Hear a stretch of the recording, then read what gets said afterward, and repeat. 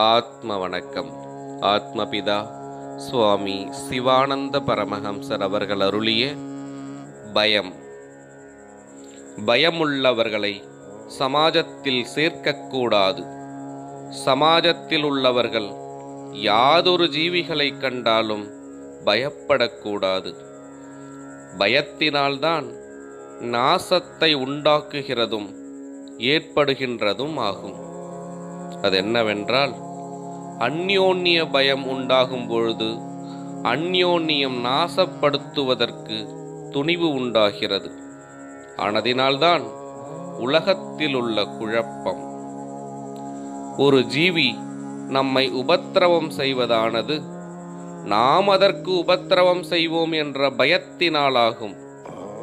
நாம் அதனை உபத்திரவம் செய்கின்றதானது அது நம்மை உபத்திரவம் செய்யும் என்றுள்ள பயம் நிமித்தமாகும்.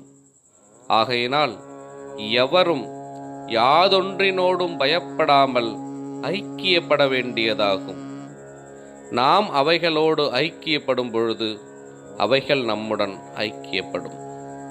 எப்பொழுது உலகத்தில் பயம் தீர்கின்றதோ அன்றே உலகம் சாந்தி அடையும்.